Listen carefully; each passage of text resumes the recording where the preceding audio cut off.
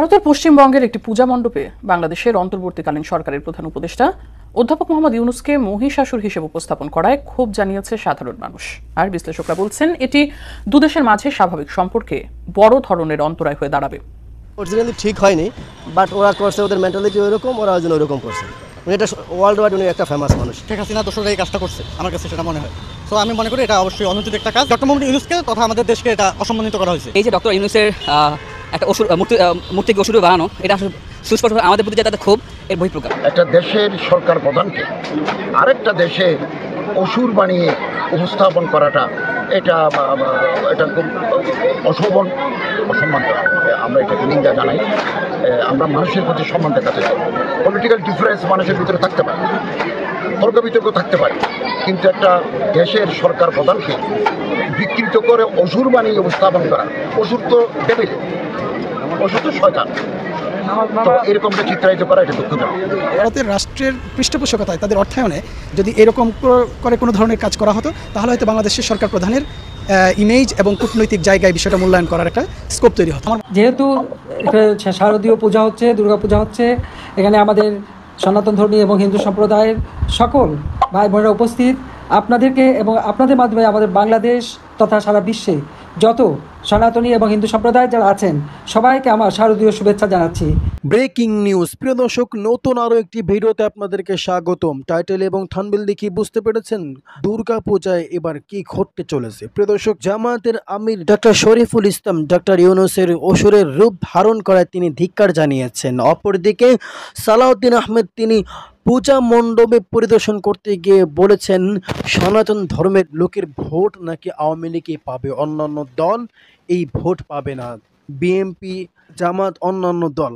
কারণ আওয়ামী লীগ হিন্দু সম্প্রদায়কে vote bank হিসাবে ব্যবহার করেছেন বলে তিনি বক্তব্যে বলেছেন। আসলে সামনে কি ঘটতে চলেছে, তাই আজকের এই ভিডিওতে সকল তথ্য তুলে ধরবো। তাই ভিডিওটি খুবই ইম্পর্টেন্ট। ভিডিওটি না টেনে সম্পূর্ণ ভিডিওটি দেখতে থাকুন। পৃথিবীর সবচেয়ে বড় গুনাহ করা দুর্গা পূজা, মানে মানুষের হাতে মূর্তি বানিয়ে মূর্তি পূজা করা। তারা তাদের মতে করুক, আমরা তাদেরকে ইসলামের দাওয়া দিব। যদি ইসলামের দাওয়া কবুল করে আলহামদুলিল্লাহ, যদি কবুল না করে লাকুম দীনুকুম ওয়ালিয়া দিন, তারা তাদের ধর্ম পালন করবে, আমরা আমাদের ধর্ম পালন করব। কিন্তু কোন মুসলমানের জন্য বিধর্মীদের কোন ধর্মীয় উৎসবে অংশগ্রহণ করা জায়েজ? কোন মুসলমান যদি মনে করে দুর্গা পূজায় যাওয়া জায়েজ, কোন মুসলমান যদি মনে করে দুর্গা পূজায় তাদের মূর্তির নামে যে প্রসাদ তৈরি করা হয়েছে ওই প্রসাদ খাওয়া জায়েজ, তার ঈমান থাকবে না। আমাদের দেশে হিন্দুরা আছে, হিন্দুরা তাদের পূজা করবে, আমাদের কোনো সমস্যা নাই। বাংলাদেশের ইতিহাসে আপনি দেখবেন না, বাংলাদেশের 52 বছরের ইতিহাস দেখেন, হিন্দুদের দুর্গা পূজা পালন করতে মুসলমানরা কখনো বাধা দিয়েছে এমন কোন নজির আছে? আরে আমাদের ইসলাম তো এটা সমর্থন করে না, বিধর্মীরা তাদের ধর্ম পালন করবে। বাংলাদেশে কোন মন্দির কোন মুসলমান ভাঙছে এমন দলিল পৃথিবীতে কিয়ামত পর্যন্ত কেউ দেখাতে পারবে না। 5 তারিখের পর যদি একটা মন্দির ভাঙা হয়েছে কিনা আমি জানি না, এটা কিন্তু মুসলমান ভাঙে নাই। আওয়ামী লীগের হিন্দুদের ভিতর কিছু আছে, আওয়ামী লীগ আছে না নাই? ওই তখন আওয়ামী লীগ হিন্দু লীগ বেশে ফিরে আসতে চেয়েছিল, বুঝছেন? আওয়ামী লীগের ভিতরে হিন্দু আছে না নাই? ওই হিন্দু রূপী আওয়ামী লীগরাই মূলত মন্দির ভেঙে এই দেশে সাম্প্রদায়িক দাঙ্গা সৃষ্টি করতে চেয়েছিল। মুসলমানরা কখনো মন্দির ভাঙবে? তাদের মন্দির তাদের মতো থাকবে, তাদের ইবাদত তারা করবে, তাদের উপাসনা তারা করবে। রাষ্ট্র আছে, আইন শৃঙ্খলা বাহিনী আছে, সেনাবাহিনী আছে, র্যাব আছে, পুলিশ আছে। আমরা বলবো এবার দুর্গা পূজায় তাদের সর্বোচ্চ নিরাপত্তা নিশ্চিত করেন, সেনাবাহিনী সর্বোচ্চ নিরাপত্তা দেন, রাষ্ট্র সর্বোচ্চ নিরাপত্তা দেন। কেন? যাতে আওয়ামী লীগ হিন্দু লীগে ফিরে না আসতে পারে। যেহেতু শারদীয় পূজা হচ্ছে, দুর্গা পূজা হচ্ছে, এখানে আমাদের সনাতন ধর্মী এবং হিন্দু সম্প্রদায়ের সকল ভাই বোনেরা উপস্থিত, আপনাদেরকে এবং আপনাদের মাধ্যমে আমাদের বাংলাদেশ তথা সারা বিশ্বে যত সনাতনী এবং হিন্দু সম্প্রদায় যারা আছেন সবাইকে আমার শারদীয় শুভেচ্ছা জানাচ্ছি। সবাই শুভেচ্ছা নেবেন, আশীর্বাদ নেবেন এবং আমাদের জন্য আশীর্বাদ করবেন। আজকে আমার কি সৌভাগ্য যে আমি এখানে বসেও পুজো দেখতে পাচ্ছি। প্রতি বছর আমি নিজে যাই, ঢাকেশ্বরী মন্দির, রামকৃষ্ণ মিশন, সব জায়গায় আমি যাই, দেখি। যখন বিরোধী দলে ছিলাম তখন অবশ্য একটা ফ্রিডম ছিল, সব জায়গায় অন্য জায়গায় যেতে পারতাম।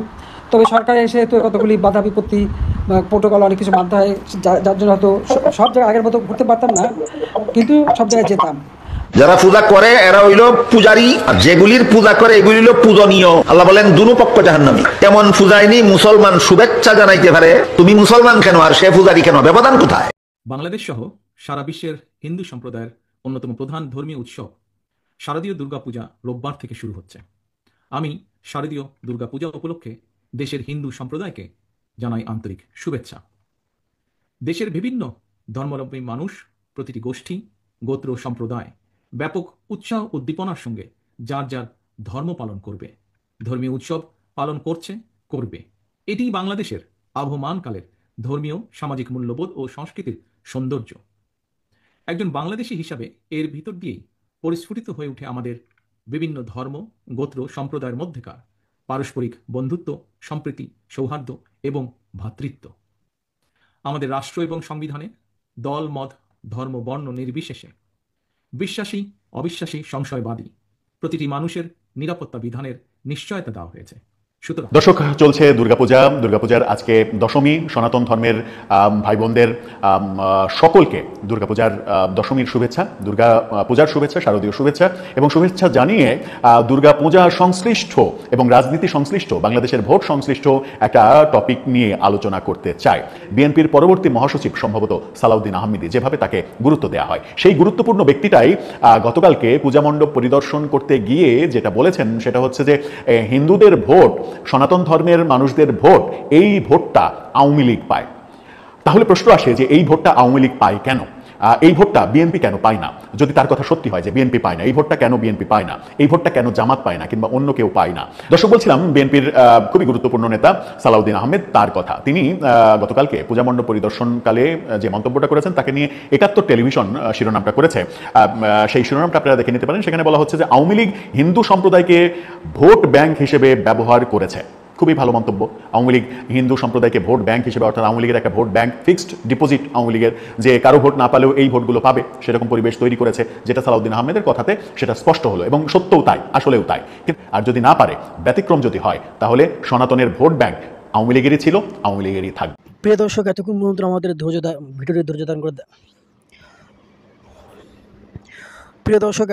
আমাদের ভিডিওটি ধৈর্য ধারণ করে দেখার জন্য আপনাকে অসংখ্য অসংখ্য ধন্যবাদ। প্রিয় দর্শক, আসলে বর্তমান দুর্গা পূজায় কি ঘটতে চলেছে? প্রিয় দর্শক, আসলে ডক্টর ইউনূসের অসুরের রূপ নিয়ে জামায়াতের আমির শফিকুল ইসলাম তিনি ধিক্কার জানিয়েছেন। আসলে একটা নিন্দাজনক যে একজন মুসলমান, তারপরে আবার একজন দেশের উপদেষ্টা, তার চেহারা কেন মূর্তির রূপে, অসুরের রূপে বানানো হবে? কেন দুর্গা পূজা তাকে পূজা করা হবে? সে তো একজন মুসলমান, ইসলামে তো এটার সাথে যায় না। তো অনেকে অনেক ধরনের সমালোচনা, অনেক ধরনের কথাবার্তা বলতেছে। তো অনেকে আলেম ওলামা এটা নিয়ে অনেক কিছু বলতেছে। আসলে এটা ঠিক না, এটা একজন রাষ্ট্রপ্রধান, তার মুসলমান, তার রূপ কেন অসুরের রূপে ধারণ করানো হবে, আকৃতি কেন বানানো হবে, দুর্গা পূজা তাকে কেন পূজা করা হবে? সে তো একজন মুসলমান, মুসলিম।